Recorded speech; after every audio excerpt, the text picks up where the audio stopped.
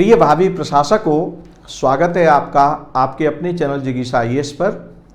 और अवधारणात्मक बातचीत के सिलसिले में जो वीडियो की श्रृंखला लेकर आया हूँ, हाजिर हूँ उसमें आज एक महत्वपूर्ण टॉपिक को लेकर के, और वो है पद सोपान।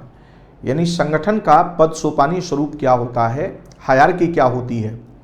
ये न केवल पब्लिक एडमिनिस्ट्रेशन का विषय है, बल्कि आपके जनरल स्टडीज़ में जब आप पेपर 4 में एथिक्स, इंटीग्रिटी, एप्टीट्यूड में जब आप जाएंगे तो वहाँ पर सिविल सेवा की जो संरचना है वहाँ पर भी आप इसे पढ़ेंगे कि सिविल सेवा को के अंदर जब आप उसको स्ट्रक्चर करेंगे पदों को, तो वहाँ पर भी एक पद सोपानी संरचना है। क्यों? क्योंकि सिविल सेवा को नौकरशाही मॉडल पर संरचित किया गया है, और जहाँ भी नौकरशाही मॉडल होगा तो वहाँ पर पद सोपानी संरचना होगी। तो आइए समझते हैं पद सोपानी संरचना क्या है, यानी प्रिंसिपल ऑफ हायरार्की क्या होता है। किसी संगठन को संचालित करने का ये एक प्रमुख प्रिंसिपल है। तो आइए देखिए, पद सोपान, हायरार्की का सिंपल मतलब ये होता है कि ऊपरी स्तर का अपने ठीक निचले स्तर वाले पर नियंत्रण, इसी को हम क्या कहेंगे? पद सोपान कहेंगे। पद सोपान का अर्थ है निम्न स्तर पर उच्च स्तर का नियंत्रण। Hierarchy means the control of the higher over the lower, यानी संगठन में ठीक निम्न स्तर पर ठीक उससे उच्च स्तर के जो उच्च स्तर है उसका क्या होना? नियंत्रण होना ही क्या कहलाता है? आपका पद सोपान कहलाता है। लेकिन इतने से इसके कॉन्सेप्ट की क्लैरिटी होगी नहीं। ये तो एक साधारण रूप में अर्थ हो गया कि भाई उच्च स्तर का निम्न स्तर पर नियंत्रण ही आपका क्या कहलाता है? पद सोपान कहलाता है। तो आइए, विभिन्न विद्वानों ने इसके बारे में अपने क्या मत व्यक्त किए हैं, जरा एक बार उनको देख लेते हैं, और फिर उनको देखने के बाद फिर उसी बात को आप अपनी शब्दावली में कैसे व्यक्त करेंगे। जब आपसे ये प्रश्न कर दिया जाए कि पद सोपान से आप क्या समझते हैं, और उस पर आपको 100 शब्द लिखने के लिए कहा जाए, 150 शब्द लिखने के लिए कहा जाए, 50 शब्द लिखने के लिए कहा जाए, या आपके 20 शब्द 2 लाइन लिखने के लिए कहा जाए, तो आप कैसे लिख पाएंगे? तो सबसे पहले तो समझते हैं कि विद्वानों ने इसके बारे में अपने क्या मत व्यक्त किए हैं। यानी पद सोपान को स्पष्ट करने के क्रम में सबसे पहले हम लोक प्रशासन की प्रथम मान्य पुस्तक लिखने वाले विद्वान एल.डी. वाइट के स्टेटमेंट को लेते हैं। एल.डी. वाइट इसको किस तरह से देखते हैं पद सोपान के बारे में? एल.डी. वाइट कहते हैं, hierarchy consists of the universal application of the superior subordinate relationship through a number of levels of responsibility reaching from the top to the bottom of the structure। यानी कोई भी स्ट्रक्चर है उसमें पद सोपान से मतलब है कि ऊपर से नीचे तक उत्तरदायित्वों के कई स्तरों के कारण उत्पन्न वरिष्ठ और अधीनस्थों के वह संबंध हैं जो सार्वभौमिक रूप से लागू होते हैं। अब जरा इस परिभाषा को आप देखेंगे तो बड़ी आपको कठिनाई हो रही होगी कि क्या लिख दिया इन्होंने। निश्चित तौर पर होती है, विद्वानों का अपना कहने का एक तरीका होता है, तो एल.डी. वाइट का भी अपना यह तरीका है। अब इसके लिए ही तो एक सुलझे हुए मार्गदर्शक की जरूरत है। हमारी आवश्यकता क्या है? हमारी आवश्यकता यही है कि इस बात के प्रति जो एल.डी. वाइट ने कही है, इस बात के प्रति आप में संवेदना पैदा करना, यानी इस बात को आप बहुत अच्छे से समझ जाएं कि आखिर एल.डी. वाइट कहना क्या चाहते हैं। तो ध्यान से आप समझिएगा। थोड़ा सा और एक स्टेटमेंट और ले लीजिए, तो सबको एक साथ लेकर के समझा देंगे तो आसानी रहेगी, समय की भी बचत होगी। तो ये तो हो गया एल.डी. वाइट का। एल.डी. वाइट क्या कह रहे हैं कि पद सोपान का मतलब है कि ऊपर से नीचे तक उत्तरदायित्वों का कई स्तर होंगे, ठीक है, और इन स्तरों की वजह से उच्च और अधीनस्थों का एक संबंध विकसित होगा। इसी को ये जो संबंध विकसित होता है, ये सभी संगठनों में सार्वभौमिक तौर पर क्या होता है? लागू होता है। राइट, ये कहना है किसका? एल.डी. वाइट का। अब आइए जरा अगले विद्वान हैं, वो क्या कह रहे हैं इस पर, जरा इस पर विचार कीजिए। जे.डी. मिलेट, इन्होंने भी पद सोपान को परिभाषित करते हुए क्या कहा है? हायरार्की इज अ मेथड, यानी पद सोपान एक पद्धति है। कैसी पद्धति है? Whereby the efforts of many different individuals are geared together. यानी पद सोपान एक ऐसी पद्धति है जिसमें एक संगठन के अंतर्गत बहुत सारे लोग जो प्रयास कर रहे होते हैं, जो कार्य कर रहे होते हैं, उन्हें एक दूसरे से जोड़ दिया जाता है। यह कहना है किसका? मिलेट का। अब आइए एक और स्टेटमेंट ले लेते हैं मैक्स वीबर का, राइट नाउ, जिन्होंने नौकरशाही मॉडल दिया और उन्होंने ये कहा था कि नौकरशाही मॉडल भी, यानी नौकरशाही जो मॉडल है संगठन का, उसका भी कैरेक्टर होता है पद सोपानी। और इस पर मैं वीडियो ला चुका हूं, प्लेलिस्ट में जाकर के आप उसे देख सकते हैं। तो प्रिंसिपल ऑफ हायरार्की का मतलब क्या है? मैक्स वीबर कहते हैं कि ईच लोअर ऑफिस, यानी निम्न स्तर का जो पद है संगठन, किसी संगठन के अंदर जो निम्न स्तर का पद है, each lower office is under the control and supervision of a higher one. यानी निचले स्तर का पद अपने से ठीक उच्च स्तर के पद द्वारा नियंत्रित होता है और उसी के द्वारा उसका परिवीक्षण किया जाता है। तो इस तरह की व्यवस्था को हम क्या कहेंगे? पद सोपान कहेंगे। यह कहना है किसका? मैक्स वेबर का। ध्यान से आप समझिएगा। एक और विद्वान ले लेते हैं, रॉबर्ट प्रेस्थस। रॉबर्ट प्रेस्थस क्या कहते हैं कि hierarchy is a system of ranking position along a descending scale from the top to bottom of an organisation. पद सोपान एक ऐसी प्रणाली होती है जिसमें एक संगठन के शीर्ष स्तर से आधार तल तक घटता हुआ एक पदानुक्रम होता है। अब ये जो आपने विद्वानों के स्टेटमेंट आपने पढ़ लिए, अब जरा आइए इसको कैसे व्याख्या करेंगे। अब इसको समझ लीजिए बहुत आसान शब्दों में, बहुत आराम से जो इन्होंने कहा है। अब जरा इसको समझिए क्या है ये। देखिए, कोई भी, चाहे लोक प्रशासन हो या निजी प्रशासन हो, जब भी आप कोई संगठित तरीके से कार्य करेंगे तो आपको पद सोपान की जरूरत पड़ेगी, राइट। ये एक प्रमुख प्रिंसिपल है। क्यों है? अब जरा इसको समझिए। पद सोपान का मतलब है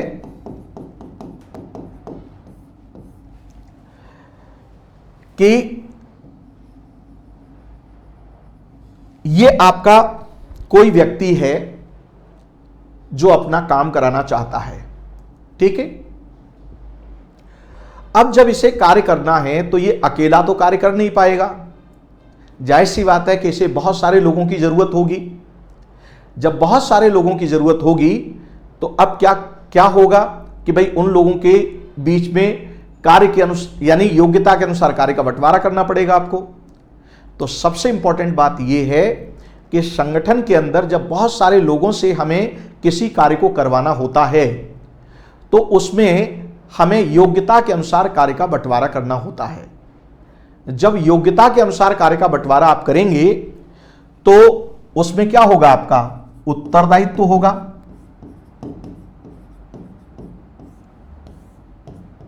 जब योग्यता के अनुसार कार्य का बंटवारा करेंगे तो आप एक व्यक्ति की रिस्पॉन्सिबिलिटी डिसाइड करेंगे कि ऑर्गेनाइजेशन के अंदर उसकी रिस्पॉन्सिबिलिटी क्या है। अच्छा, आपने रिस्पॉन्सिबिलिटी दे दी और उसके लिए प्राधिकार दिया नहीं तो ये मीनिंगलेस है। कहां से करेगा वो? यानी उसको आपको रिसोर्सेज देने होंगे, उसको आपको राइट नाउ उसको मैन पावर देनी होगी, राइट, ये, और उसकी एक प्रक्रिया देनी होगी, उसको आदेश निर्देश जारी करने का अधिकार देना होगा, तभी तो वो अपने इस उत्तरदायित्व का निर्वहन कर पाएगा। तो डिवीजन ऑफ वर्क यानी योग्यता के अनुसार कार्य का बंटवारा, यानी आपने उत्तरदायित्व निर्धारित किया और फिर उत्तरदायित्व और प्राधिकार के बीच एक आनुपातिक संबंध आपने डिसाइड किया। उत्तरदायित्व और प्राधिकार के बीच एक संबंध डिसाइड किया आपने कि ये रिस्पॉन्सिबिलिटी है और इसके लिए ये अथॉरिटी होनी चाहिए। ध्यान रहे कि अगर आप किसी को उत्तरदायित्व दे देते हैं और प्राधिकार नहीं देते हैं तो वो उत्तरदायित्व का निर्वहन नहीं कर पाएगा। ये बात आपकी निरर्थक हो जाती है, मीनिंगलेस हो जाती है। और अगर किसी को प्राधिकार दे देते हैं और उसे उत्तरदायित्व तो नहीं देते हैं तो यह बड़ा खतरनाक होता है, क्योंकि बिना उत्तरदायित्व के प्राधिकार पूरे संगठन के लिए, ये उसके लिए भी आत्मघाती साबित होगा जिसके पास बिना उत्तरदायित्व के प्राधिकार होता है। ऐसे बहुत सारे उदाहरण आपको देखने के लिए मिल जाएंगे कि जब ऐसी स्थिति होती है तो क्या परेशानी होती है, राइट। ईस्ट इंडिया कंपनी ने भी ऐसा किया था द्वैध शासन के तहत बंगाल में। कब? 1765 में, कि प्राधिकार अपने पास रखा हुआ था और उत्तरदायित्व तो नहीं लिया था। परिणाम क्या हुआ कि वह द्वैध शासन बुरी तरह से क्या हुआ, असफल हुआ और विफल हुआ। और ये स्पष्ट हुआ और स्वयं ब्रिटिश पार्लियामेंट ने भी एक्सेप्ट किया ये, राइट, कि भाई बंगाल में क्या हुआ है, कुशासन स्थापित हुआ है। और उसी कुशासन को समाप्त करने के लिए फिर उन्होंने क्या किया था, रेगुलेटिंग एक्ट पास किया था, राइट ना, सुशासन देने के उद्देश्य से। अब ये बात एक अलग है कि सुशासन प्राप्त हुआ या नहीं हुआ, पॉइंट की क्लैरिटी है। तो प्राधिकार के बिना उत्तरदायित्व अर्थहीन है। और ध्यान दीजिएगा, और खाली अगर आपने प्राधिकार दे दिया, उत्तरदायित्व तो नहीं दिया, तो यह बड़ा खतरनाक है। तो सबसे पहले उत्तरदायित्व और प्राधिकार के बीच एक आनुपातिक संबंध तय करेंगे। तो आनुपातिक संबंध क्या हुआ कि संगठन में एक सबसे टॉप लेवल का पोस्ट होगा, सर्वोच्च पद होगा। तो ये जो सर्वोच्च पद होगा, इसके पास सबसे अधिक क्या होगा, उत्तरदायित्व एवं प्राधिकार होगा, सबसे अधिक। चलिए उदाहरण के तौर पर आप समझ लीजिए, जैसे डीजीपी है, पुलिस प्रशासन है, और पुलिस प्रशासन में आपके कानून व्यवस्था नियंत्रित करनी है। तो यह जिम्मेदारी किसकी है, डीजीपी की है, कि पूरे प्रदेश के अंदर कानून व्यवस्था नियंत्रित होनी चाहिए। अब डीजीपी पूरे प्रदेश के अंदर इस कानून व्यवस्था को नियंत्रित कैसे करेंगे? तो जाहिर सी बात है कि उन्हें अपनी पावर डेलीगेट करनी पड़ेगी। और पावर डेलीगेट करने के लिए क्या किया कि फिर हमने इसके ठीक नीचे एक स्तर डिसाइड किया। मान लीजिए हमने 3 पद दे दिए,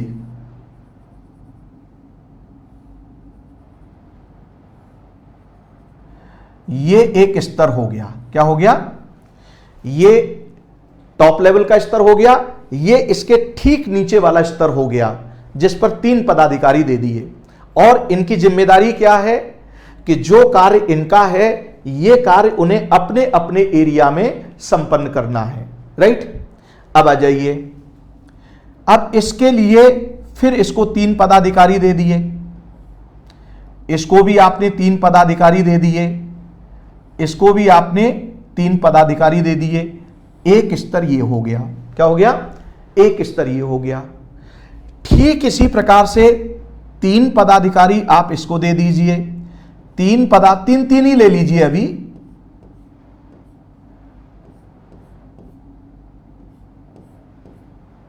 इस तरह से तो एक स्तर आपका ये बन जाएगा,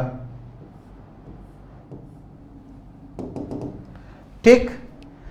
फिर आप ठीक इसी तरह से 3 पदाधिकारी, फिर एक बड़ा घेरा बनेगा ये, ठीक। इस तरह से अब आप देखिए, यहां कौन हो गया, ये हो गए आपके डीजीपी, ये कौन हो गए आपके, ये हो गए आपके आईजी, और ये क्या हो गया आपका डीआईजी वाला स्तर। और ये वाला जो स्तर है, ये क्या हो गया आपका एसपी का। और ये वाला स्तर किसका हो गया? सर्किल ऑफिसर का। और इसी तरह से ये वाला जो स्तर है, इसको हम क्या कहेंगे?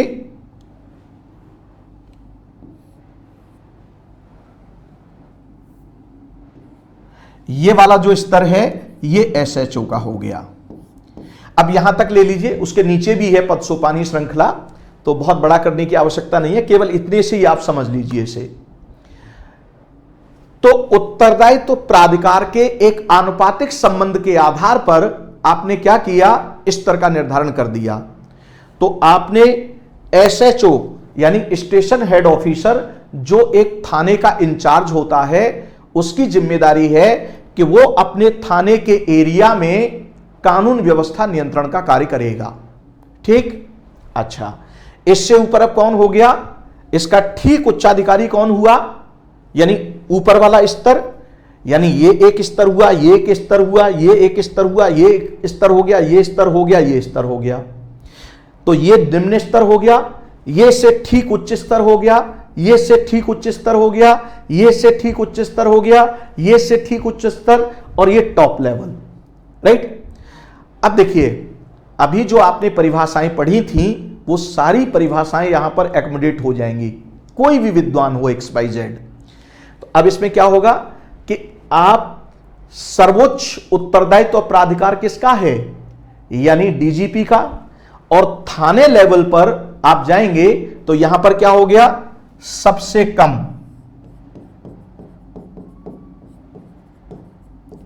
यानी सबसे कम उत्तरदायित्व प्राधिकार इस स्तर का है, इससे अधिक फिर इस स्तर का है, इससे अधिक इस स्तर का है, इससे अधिक इस स्तर का है, इससे अधिक इस स्तर का है, इससे अधिक इस स्तर का है, राइट। इस तरह से आप क्या करेंगे, सबसे पहले स्तर का निर्धारण करेंगे। क्या करेंगे, स्तर का।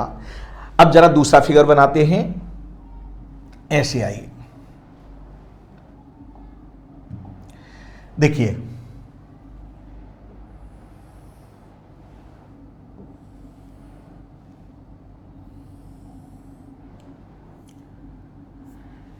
ये आपका SHO हो गया, ये स्तर किसका हो गया, CO का हो गया, ये स्तर आपके SP का हो गया, ये स्तर आपके DIG का हो गया, ये स्तर आपके IG का हो गया, और ये स्तर किसका हो गया, आपका DGP का। अब ध्यान से आप समझिएगा कि ये जो डीजीपी है ये अपने अधीन, मान लीजिए 3 IG हैं, यानी पूरे प्रदेश को आपने 3 जोन में डिवाइड कर दिया। अगर बड़ा है तो 5 जोन में डिवाइड कर दिया, अगर और बड़ा है तो 7 में कर दिया, और बड़ा है तो 11 में कर दिया, depend upon the territory of the state, उस स्टेट की टेरिटरी पर निर्भर करेगा।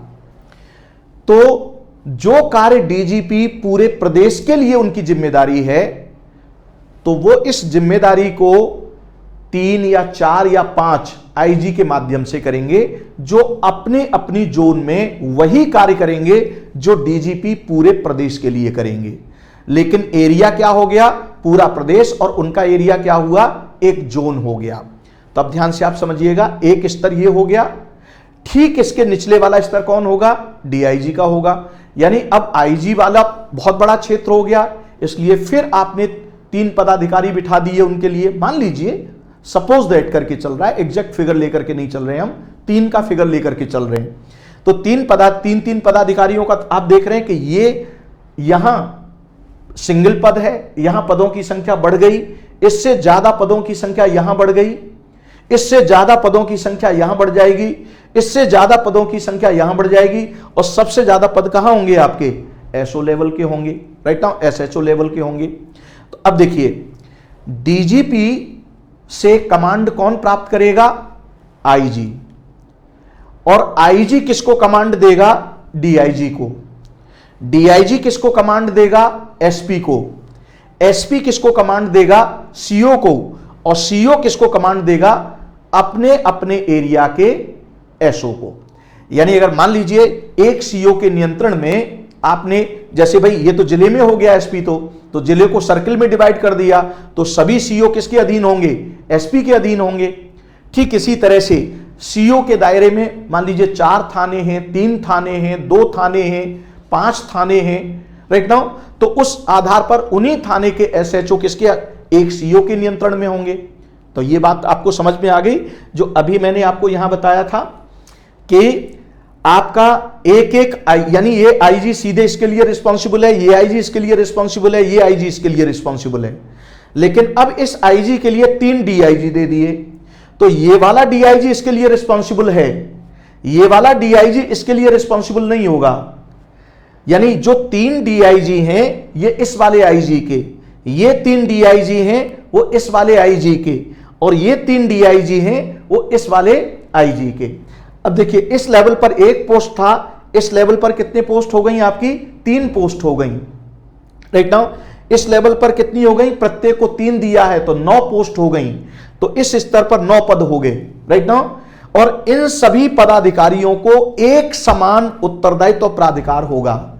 ऐसा नहीं है कि अलग अलग हो जाए, यानी एक एरिया के आईजी और दूसरे एरिया का जो आईजी है उनके उत्तरदायित्व तो प्राधिकार को लेकर के कोई अंतर नहीं होगा। यानी इस स्तर पर उत्तरदायित्व प्राधिकार बिल्कुल समान होगा, इस स्तर पर उत्तरदायित्व प्राधिकार बिल्कुल समान होगा, इस स्तर पर उत्तरदायित्व प्राधिकार समान होगा, इस स्तर पर उत्तरदायित्व प्राधिकार समान होगा। राइट, तो ध्यान से आप समझिएगा, यहां पर उत्तरदायित्व और प्राधिकार क्या होगा? आनुपातिक संबंध होगा ये और फिर यहां पर ये बढ़ते क्रम में होगा और यहां पर सर्वोच्च उत्तरदायित्व और क्या होगा आपका? प्राधिकार होगा। अब ध्यान से आप समझिएगा, अब ये जो पद आपने पहले तो आप क्या करेंगे? उत्तरदायित्व और प्राधिकार के बीच एक आनुपातिक संबंध तय करके स्तर डिसाइड करेंगे। तो आपने स्तर डिसाइड कर दिया कि भाई ये एसओ है, ये सीओ है, ये एसपी है, ये आईजी है और ये डीआईजी है, ये आईजी है, डीजीपी है। इस तरह से स्तर डिसाइड कर दिया। अब इन स्तरों को सीढ़ीबद्ध तरीके से सजाएंगे। जैसे सीढ़ियां क्या होती हैं आप कि पहले सबसे निचले स्तर पर, फिर उसके ऊपर वाला स्तर, फिर उसके ऊपर वाला स्तर। तो अब आप इन स्तरों को सजा देंगे। यानी उत्तरदायित्व एवं प्राधिकार के आनुपातिक संबंध के आधार पर निम्न क्रम का जो उत्तरदायित्व प्राधिकार वाला स्तर है उससे ठीक ऊपर उससे ज्यादा उत्तरदायित्व एवं प्राधिकार वाला स्तर होगा। इससे ऊपर ठीक उससे ज्यादा उत्तरदायित्व एवं प्राधिकार वाला स्तर होगा। इससे ऊपर ठीक उत्तर, यानी बढ़ते हुए क्रम में यह कैसा होगा? क्रमशः होगा। कैसा होगा? क्रमशः। राइट, अब ये आपने सजा दिया। तो अब ये जो व्यवस्था है, इस व्यवस्था को हम क्या कहेंगे? पद सोपान कहेंगे। क्या कहेंगे? पद सोपान। अब इसमें क्या करेगा? ये इसे आदेश, ये इस स्तर को आदेश, ये इस स्तर को आदेश, ये इस स्तर को आदेश, ये इस स्तर को आदेश। अब आइए रिपोर्टिंग की बात करेंगे। तो एसओ रिपोर्ट किसको करेगा? ये हो गया रिपोर्ट अपने कार्यों के बारे में, ये इसको रिपोर्ट करेगा, ये इसको रिपोर्ट करेगा, ये इसको रिपोर्ट करेगा और ये इसको रिपोर्ट करेगा। तो अब ये क्या बन गई? एक चेन बन गई। क्या बन गई? चेन। एक कड़ी ये हो गई, एक कड़ी ये हो गई, ये एक कड़ी ये हो गई, एक कड़ी ये हो गई, एक कड़ी ये हो गई। इसी को क्या कहा गया है? स्केलर चेन कहा गया है। राइट नाउ, यानी स्केलर चेन को ही हम क्या कहेंगे? पद सोपान कहेंगे। और स्केलर क्यों है? स्केल है इसमें। स्केल कैसा है कि ये उत्तरदायित्व एवं प्राधिकार का निचला स्तर है, इसके ऊपर ठीक अधिक उत्तरदायित्व एवं प्राधिकार का स्तर है, इससे ठीक ऊपर अधिक उत्तरदायित्व प्राधिकार का, इससे ठीक ऊपर अधिक उत्तरदायित्व प्राधिकार, इसके ठीक ऊपर अधिक उत्तरदायित्व प्राधिकार और शीर्ष पर सर्वोच्च उत्तरदायित्व एवं प्राधिकार। तो ये हो गई आपकी एक श्रृंखलानुमा प्रक्रिया। पॉइंट की क्लैरिटी है। जब हम इस तरह से संगठन को सजाते हैं, तो संगठन को स्ट्रक्चर करते हैं, तो इसको बोलेंगे हम पिरामिड नुमा संरचना। क्या बोलेंगे इसको? पिरामिड नुमा संरचना।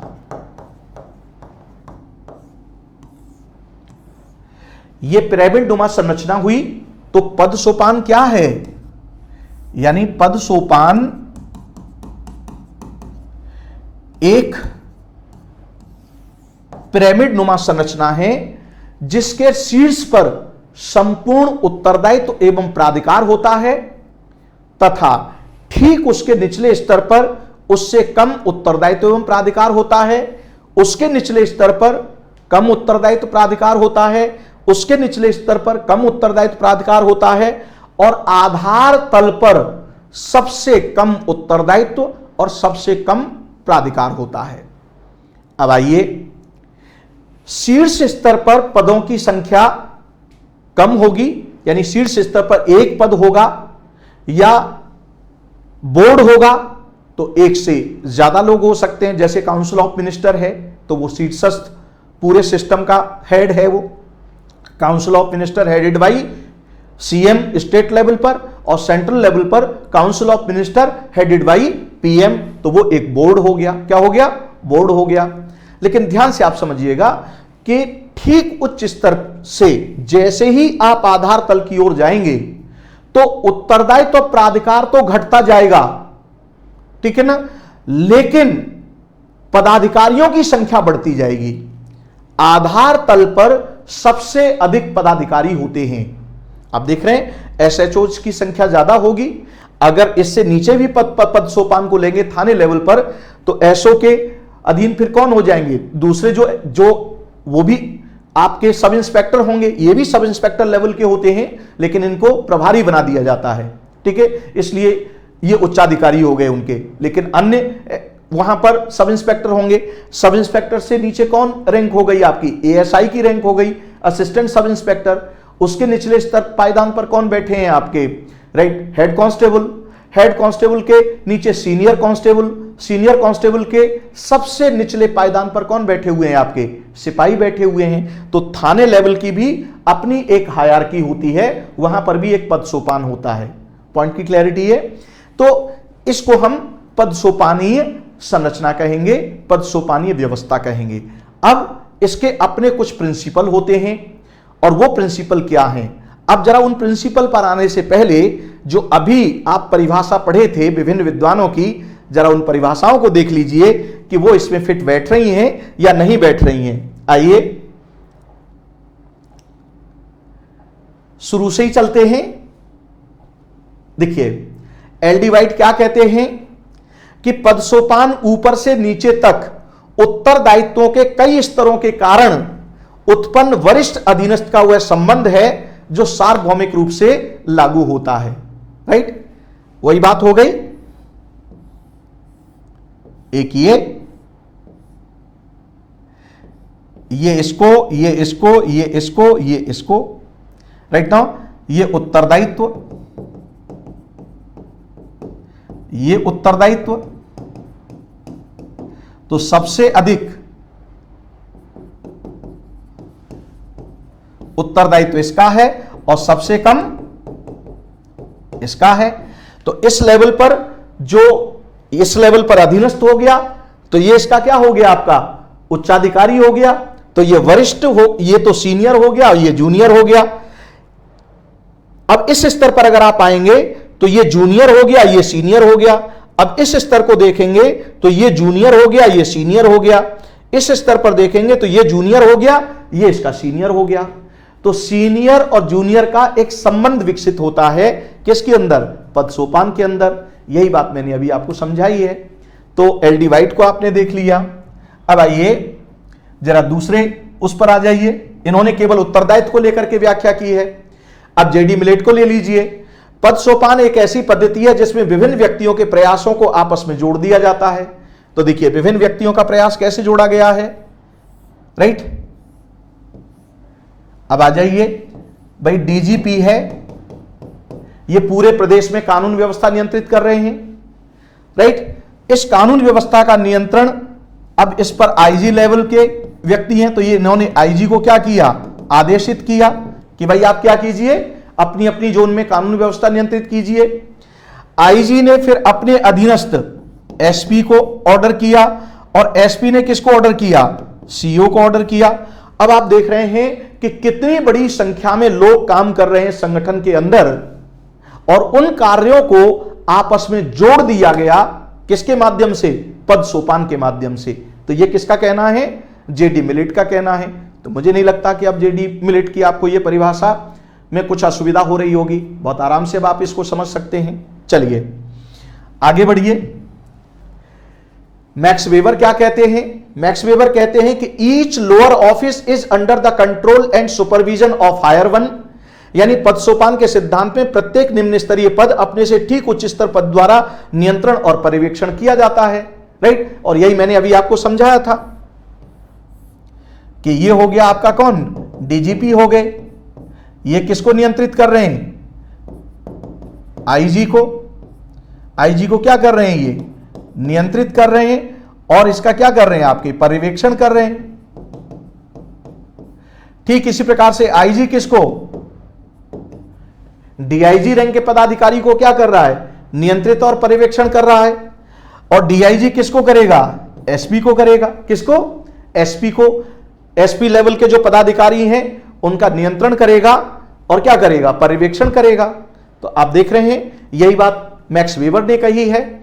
तो कोई भी विद्वान आप उठा करके लिए, दुनिया का कोई भी विद्वान है, जो कुछ आपको समझाया गया है इससे बाहर चीजें नहीं जाएंगी।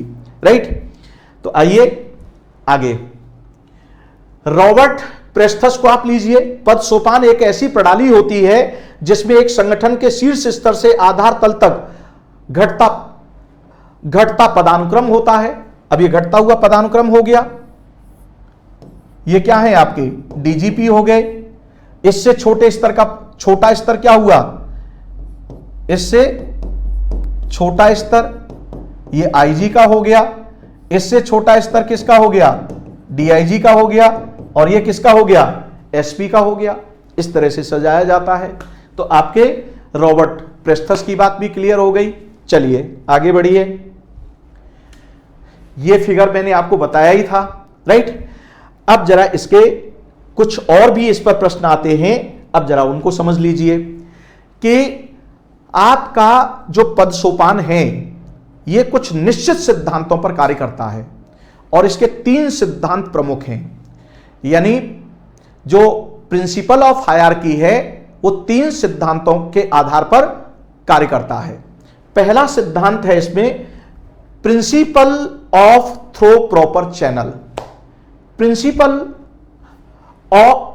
ऑफ थ्रो प्रॉपर चैनल का मतलब क्या है? जो मैंने अभी आपको यह समझाया था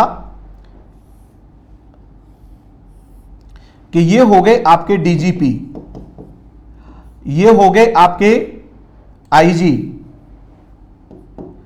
यानी ये आईजी वाला स्तर हो गया ये, और ये हो गया आपका डीआईजी वाला, और ये हो गया एसपी, जिले प्रशासन तक ले लीजिए।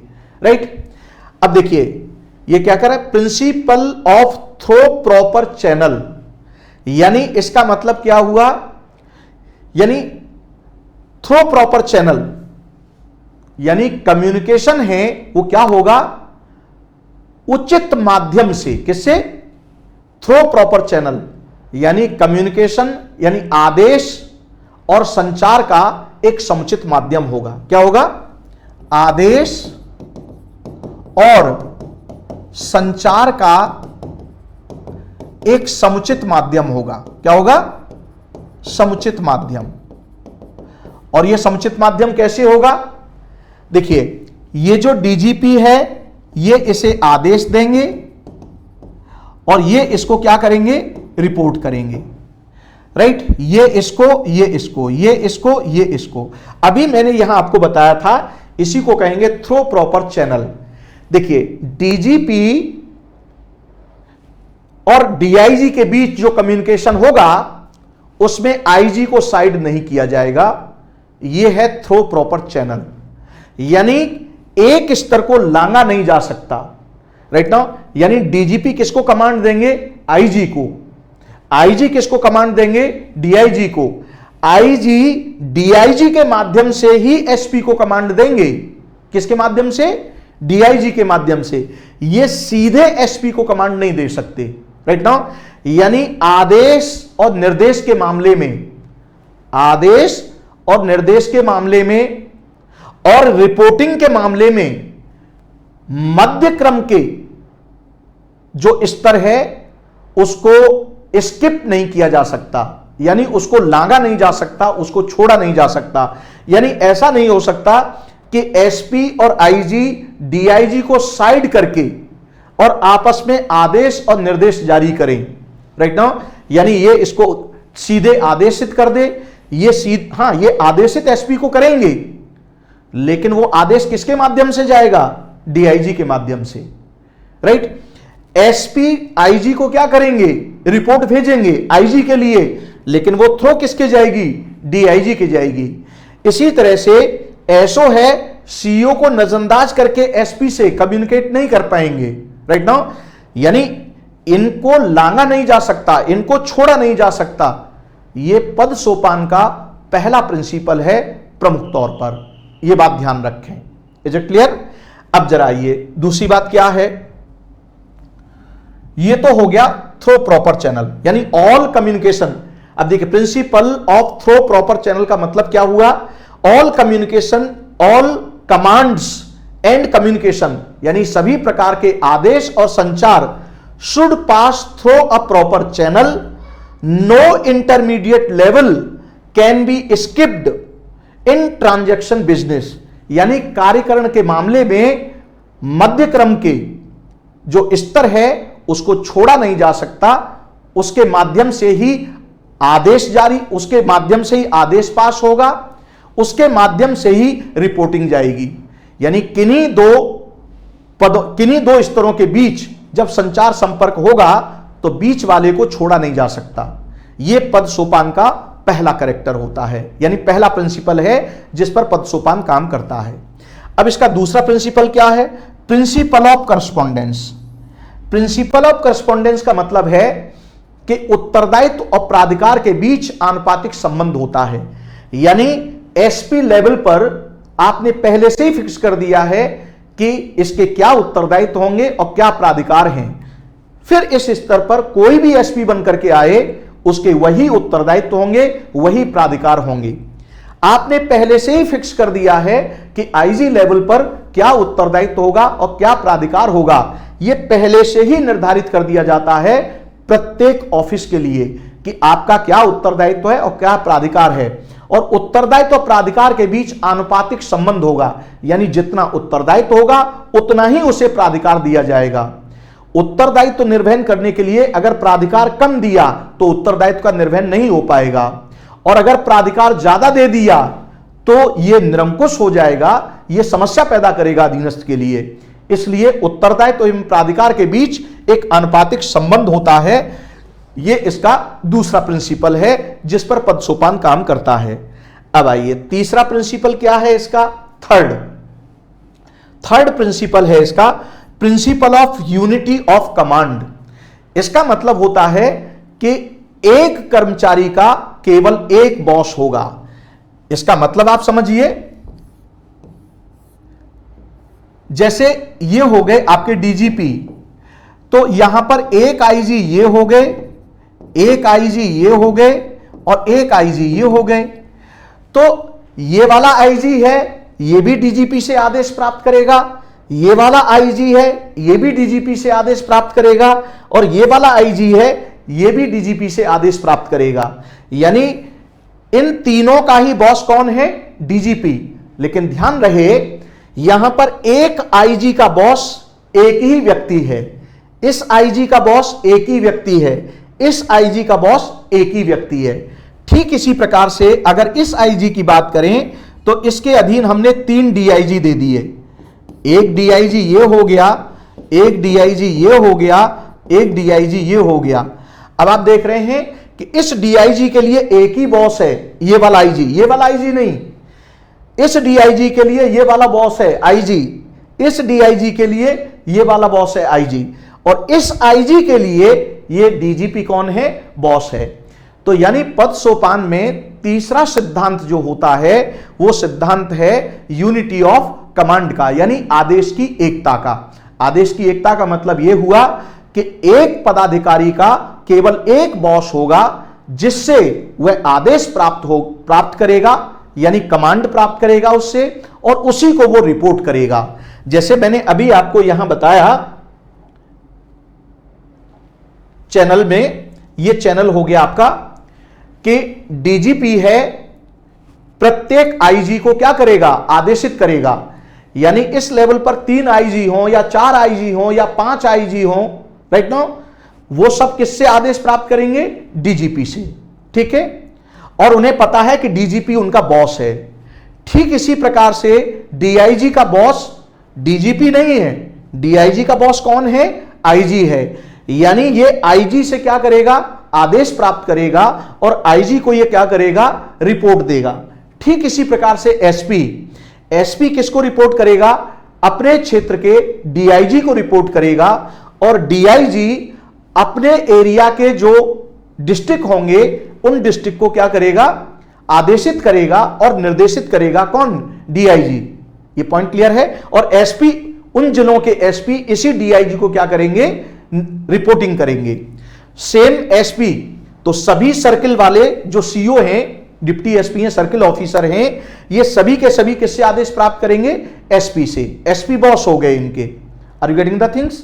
पॉइंट की। अच्छा, इसमें आप बंटवारा भी कर सकते हैं। अगर आपने इसको बांट दिया है कि एसपी सिटी, तो सिटी वाले एरिया के जो सीओ हैं वो एसपी सिटी के लिए अकाउंटेबल हो जाएंगे, और जो एसपी आरए है यानी रूरल एरिया का एसपी है, तो रूरल एरिया के जो सीओ हैं वो किसके लिए अकाउंटेबल हो जाएंगे? आपके रूरल यानी ग्रामीण क्षेत्र के एसपी के लिए।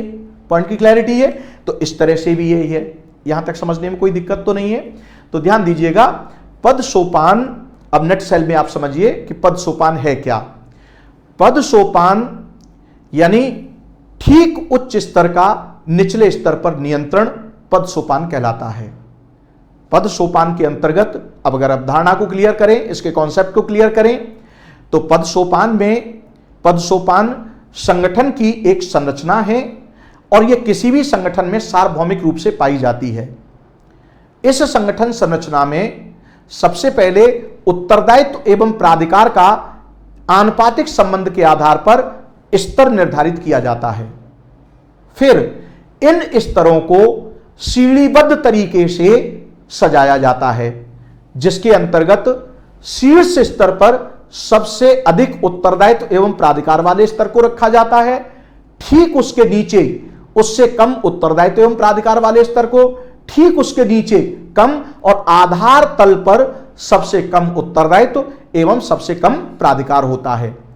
अब जो ये स्तर आपने सजाए हैं, तो अब ये जो स्तर हैं, अब ये कार्यकरण जब करेंगे तो इनमें 3 सिद्धांत फॉलो होंगे। पहला सिद्धांत तो ये है कि आदेश जारी किया जाएगा या रिपोर्ट दी जाएगी, तो उसके लिए बीच वाले अपने ठीक अपने ऊपर वाले जो चैनल है यानी स्तर है उसको लांग नहीं सकते, उसको आप साइड नहीं कर सकते।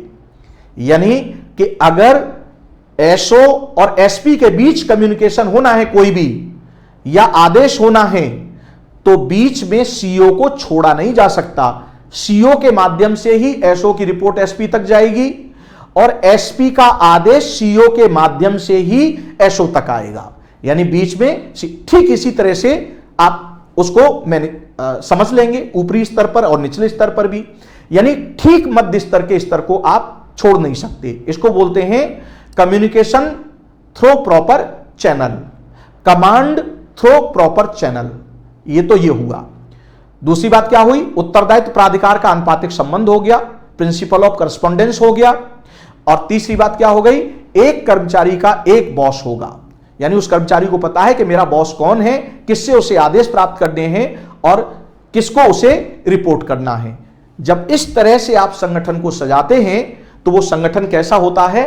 पिरामिड नुमा होता है, जिसके शीर्ष पर संपूर्ण उत्तरदायित्व और प्राधिकार होता है। जैसे जैसे आधार तल की ओर आते हैं तो उत्तरदायित्व प्राधिकार क्रम से घटता जाता है और आधार तल पर सबसे कम उत्तरदायित्व और प्राधिकार होता है। शीर्ष के स्तर की ओर आप बढ़ेंगे तो पदाधिकारियों की संख्या कम होती जाएगी क्रम से, और अगर शीर्ष से आधार तल की ओर जाएंगे तो क्रम से पदाधिकारियों की संख्या बढ़ती जाएगी और आधार तल पर सबसे अधिक प्राधिकारी होंगे। अब देखिए इसके क्या लाभ हैं और क्या नुकसान हैं, जरा इस पर भी विचार कर लीजिए। अब अगर हम ये बात करें कि भाई इसका लाभ क्या है, राइट, तो लाभ ये है कि इसमें संगठन के अंतर्गत उत्तरदायित्व निर्धारित करने में मतलब कोई विभ्रम नहीं होता है, क्लियर हो जाता है, क्लैरिटी हो जाती है कि संगठन में किसका क्या उत्तरदायित्व है, यानी कौन सा कार्य करने के लिए कौन उत्तरदायी है, यह इससे बिल्कुल स्पष्ट हो जाता है। पहली बात, यानी उत्तरदायित्व निर्धारित करने में, राइट। अच्छा, अगर मान लीजिए कहीं पर भी गड़बड़ हुई या कोई कार्य नहीं हुआ है, तो आप तुरंत पकड़ लेंगे कि किस स्तर पर गड़बड़ी हुई थी जिसकी वजह से कार्य नहीं हुआ है, राइट। कहां कहां से आदेश पास हुआ था और कहां कहां पर उसकी अनुपालना नहीं हुई, यह इससे पता चल जाएगा आपको, राइट। तो उत्तरदायित्व का निर्धारण करना आसान हो जाता है, पहली बात। दूसरी बात, इसकी वजह से योग्यता के अनुसार कार्य का बंटवारा सुनिश्चित हो जाता है। आप देख रहे हैं, जो जितने जैसे योग्यता धारक व्यक्ति होगा वैसे ही वो अपना दावा प्रस्तुत करेगा संगठन में। अब अगर मान लीजिए आप हाई स्कूल किए हुए हैं, फिजिकली आप स्ट्रांग हैं, तो आप किसके लिए दावा प्रस्तुत कर रहे हैं? कांस्टेबल के लिए, राइट। फिर आप दावा पीसीएस के थ्रू किसके लिए कर रहे हैं? डिप्टी एसपी के लिए। आप एसआई के लिए भी दावा प्रस्तुत कर सकते हैं, राइट नाउ, कि एसआई की भर्ती है। फिर आप आईपीएस के माध्यम से आप इस वाले सर्किल के लिए दावा प्रस्तुत करते हैं। अच्छा, जब आईपीएस के पद पर जब आप होंगे तो शुरुआत आपकी एएसपी से होगी और फिर उसके बाद आपको एसपी, फिर जैसे जैसे आपका अनुभव बढ़ता जाएगा वैसे वैसे आपको प्रमोशन मिलता चला जाएगा और एट लास्ट आप कहां पहुंच जाएंगे? डीजीपी के पद तक पहुंच जाएंगे। तो that is the things, right. तो आप देख रहे हैं कि ये आपका इसका लाभ है। ध्यान दीजिएगा, इसमें वरिष्ठता के आधार पर शीर्ष स्तर तक पहुंचने की क्या मिलती है? आपकी सुविधा मिलती है। जैसे जैसे आपको अनुभव होता जाएगा वैसे वैसे आप शीर्ष स्तर तक संगठन में पहुंच जाएंगे। तो यह भी इसका एक लाभ है आपके लिए, राइट। अच्छा, सबसे बड़ा लाभ इसका क्या है? सबसे बड़ा लाभ यह है कि हम इस पद सोपान के माध्यम से, यानी जो भी कार्य करना चाहते हैं और अगर उस कार्य में हम पद सोपान को लागू कर देते हैं तो कार्य के आरंभ और कार्य के अंत के बीच एक समन्वय स्थापित हो जाता है। कैसे समन्वय स्थापित होता है? कि जैसे डीजीपी का काम है कानून व्यवस्था नियंत्रित करना, कि भाई पूरे प्रदेश में कानून व्यवस्था नियंत्रित होनी चाहिए। डीजीपी ने कहा कि 1 सप्ताह के अंदर मुझे कानून व्यवस्था नियंत्रित मिलनी चाहिए इस मैटर में। उन्होंने संदर्भ दे दिया कि भाई जितने भी वारंटी हैं वो मुझे अंदर चाहिए, बाहर घूमते हुए नहीं मिलने चाहिए। तो ये बात जब डीजीपी ने, जैसे चुनाव का समय चल रहा है तो चुनाव के समय पर डीजीपी ने क्या कहा कि जरा पता लगाओ तो कौन कौन वारंटी हैं जो घूम रहे हैं, ये चुनाव के समय पर क्या कर सकते हैं? गड़बड़ियां पैदा कर सकते हैं। तो डीजीपी ने एक आदेश जारी किया और वो आदेश किसको सर्कुलेट हो गया? आईजी लेवल पर। अब उस सभी आईजी के पास वो आदेश पहुंच गया डीजीपी का कि भाई अपने अपने एरिया में जरा धरपकड़ करवाइए वारंटियों की। अब उन्होंने वो सेम आदेश किसको सर्कुलेट कर दिया? डीआईजी को, कि भाई जरा देखो आपकी रेंज में जितने भी आप अपनी अपनी रेंज के जो जिला हैं उन जिले में इनको दिखवाइए कितने अपराधी हैं इस तरह के जो वारंट कटे हुए हैं लेकिन अभी अंदर नहीं है, जरा उनको खोजिए और उनको अंदर करवाइए। अब डीआईजी ने किसको दे दिया? अपने अपने जिले के एसपी को कि जरा भाई इनको धरपकड़ करवाइए। अब उस जिले के अंदर, प्रत्येक जिले के अंदर अब एसपी ने किसको ऑर्डर किया? सीईओ को, जरा पता लगाओ आपके सर्किल में कौन कौन है और उन सबको अंदर करो। सीईओ अपने एरिया के जो 2 थाने या 3 थाने हैं उनको बोलेगा, एसओ को बोलेगा, सबको बुलाएगा एसओ को कि भाई अपने अपने क्षेत्र में जरा पता लगाओ कौन कौन है वारंटी। अब चूंकि सारा रिकॉर्ड तो यहीं पर है ना, अब यहां से शुरू होगा धरपकड़, राइट। अब ये वाला जो रिपोर्ट करेगा अपने वाले सीईओ को, तो सभी एसओ की रिपोर्ट अपने अपने सीईओ को पहुंच गई। वो सारे सीईओ मिलकर के रिपोर्ट किसको कर दिए? एसपी को कर दिए। एसपी ने रिपोर्ट अपने किसको कर दी? डीआईजी को कर दी। तो डीआईजी स्तर पर पहुंच गई रिपोर्ट। डीआईजी ने फिर किसको दे दिया? आईजी को रिपोर्ट दे दिया कि साहब ये देखिए हमने अपने अपने जोन में ये कार्य किए, इतने इतने लोगों को हमने अंदर कर दिया। और ये किसके पास पहुंच गया? डीजीपी के। तो कार्य की शुरुआत कहां से हुई थी? आरंभ कहां से हुआ था? आदेश जारी कहां से हुआ था? तो ये हो गया कार्य का आरंभ। और कार्य का अंत कहां हुआ? जाकर के थाने लेवल पर।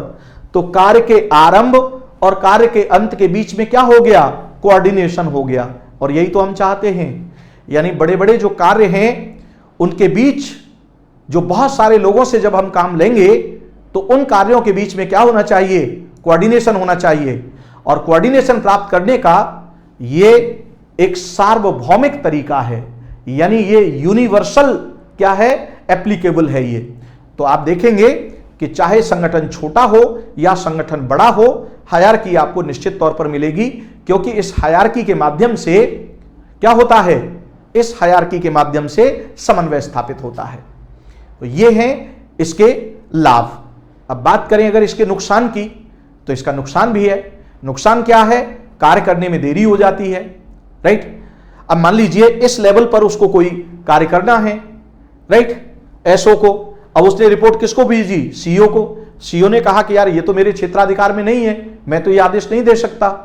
तो उसने किससे अनुशंसा, किससे उसने रिपोर्ट किसको दी? एसपी को, कि साहब हमें इस पर क्या दीजिए, आदेशित कीजिए।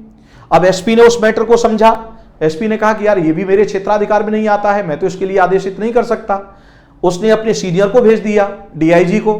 अब डीआईजी ने देखा कि यार इस मैटर पर तो मैं भी कोई कार्रवाई नहीं कर सकता। उसने फिर आईजी को भेजा, और फिर आईजी ने देखा कि यार मैं भी इस पर कोई कार्रवाई नहीं कर सकता। उसने उस मैटर को डीजीपी के सामने उठाया कि साहब ये मैटर है। डीजीपी बोले कि भाई इस पर तो मैं भी कार्रवाई नहीं कर सकता, राइट, इसके लिए तो अब मुझे गृह मंत्री से बात करनी पड़ेगी। अब वो जाकर के उस फाइल को लेकर के कहां पहुंचे? गृह मंत्री के पास पहुंचे। वहां पर विचार विमर्श हुआ, फिर वहां पर जाकर के फैसला हुआ, फिर फैसला होकर के वहां तक आया, और फिर वहां से अब वो सर्कुलर यहां तक आया। और जिन लोगों ने इस बात की परमिशन मांगी थी, तब तक इतनी देर हो गई कि अब उन्हें जो अधिकार मिला, उस अधिकार के कोई मतलब ही नहीं रह गया, क्योंकि वो तो उसी समय करना था। और जिसकी धरपकड़ करनी थी या जो भी काम करना था, वो क्या कर गया? माइग्रेट कर गया, या कुछ भी है, या वो घटना घटित हो गई, राइट। तो इस तरह से यानी कि आपकी देरी हो जाती है, और ये जो देरी है ये क्या बना देती है? अप्रासंगिक बना देती है कृत्यों को, राइट। अच्छा, ये जो प्रक्रिया है ये क्या करती है? इसी को हम बोलते हैं रेड टेपिज्म। क्या बोलते हैं इसको? इसको रेड टेपिज्म बोलते हैं, कि ये इसके पास गई फाइल, इसके पास गई, इसके पास गई, इसके पास गई, फिर वहां से आई, देन जाकर के डिसीजन हुआ। इससे भ्रष्टाचार को भी बढ़ावा मिलता है, राइट। अच्छा, इसमें एक और गड़बड़ी है। गड़बड़ी क्या है पद सोपान में? कि भाई ये इसको कमांड देता है। अब ध्यान से आप समझिएगा, डीजीपी है, डीजीपी के अधीन कितने हो गए? 3 आईजी हो गए। तो तीनों ही इसके प्रति जवाबदेह हैं, तो उसे तो तीनों के बारे में पता चल गया। किसको? डीजीपी को, तीनों आईजी के बारे में, राइट। लेकिन ध्यान से आप समझिएगा, अब पता चला कि उसने कोई आदेश निर्देश जारी किया। अब मान लीजिए एक आईजी है, वो उसमें नहीं आ रहा है, राइट। पता चला कि दूसरे वाले आईजी को उन्होंने कुछ इस तरह से फेवर में ले लिया, राइट। तो अब उससे कहेंगे कि यार तुम भी नहीं कर पा रहे हो इस काम को, जब हमने उनको दिया था तो उन्होंने तो ये कर दिया। Are you getting the things? तो अब क्या होता है कि जब इसके पास सारी सूचना होती है, राइट, तो ये अधीनस्थों के बीच में क्या करते हैं? फूट डाल देते हैं, फूट डालो राज करो। तो इस तरह की स्थिति पैदा हो जाती है इसमें संगठन के अंतर्गत। अच्छा, एक और इसमें गड़बड़ी है। गड़बड़ी क्या है इसमें? कि इसमें आपके समानता के सिद्धांत का उल्लंघन होता है। यानी एक और हम इक्वलिटी की बात करते हैं, लेकिन इसमें इक्वलिटी नहीं होती है, इक्वलिटी का वायलेशन हो गया। आप देख रहे हैं कि इसमें विभिन्न स्तर होते हैं, तो ये कुछ इसके क्या हैं? दोष हैं। तो आशा करता हूं कि पद सोपान से संबंधित ये विषय वस्तु आपको समझ में आई होगी। एक बात पुनः नटसेल में मैं बता देता हूं कि पद सोपान क्या है। यानी उच्च स्तर के पदाधिकारी का, यानी उच्च स्तर का संगठन के अंदर उच्च स्तर का अपने से ठीक निचले स्तर पर नियंत्रण करने की जो व्यवस्था है, उसी को हम क्या कहेंगे? पद सोपान कहेंगे। और इसमें उच्च और अधीनस्थ के बीच एक संबंध विकसित होता है स्केलर चेन के रूप में, राइट। और ये 3 सिद्धांत पर काम करता है। एक है उत्तरदायित्व और प्राधिकार का अनुपातिक संबंध होता है प्रत्येक स्तर के पदाधिकारी के पास, और एक स्तर के पदाधिकारियों को बिल्कुल इक्वल होता है, उसमें कोई भेद नहीं हो सकता। और ठीक निचले वाला स्तर अपने ठीक ऊपर वाले स्तर से कमांड प्राप्त करता है, और उसी को वो निर्देश जारी, उसी को वो रिपोर्ट करता है। यानी अपने से ठीक उच्च स्तर से कमांड प्राप्त करना, और उससे निर्देश प्राप्त करना, और उसी को रिपोर्ट प्रस्तुत करना। मध्य क्रम के जब भी कम्युनिकेशन होगा राइट नाउ आदेश को लेकर के या रिपोर्ट को लेकर के, तो मध्य क्रम के स्तर को लांगा नहीं जा सकता, उसको स्किप नहीं किया जा सकता। यह है आपका पद सोपान। आशा करता हूं कि पद सोपान की व्यवस्था आपको समझ में आई होगी। इसी तरह के महत्वपूर्ण वीडियो लेकर के मैं आता रहूंगा समय समय पर। आज इतना ही, फिर आपसे मुलाकात होती है, तब तक के लिए ऑल द बेस्ट। जय हिंद।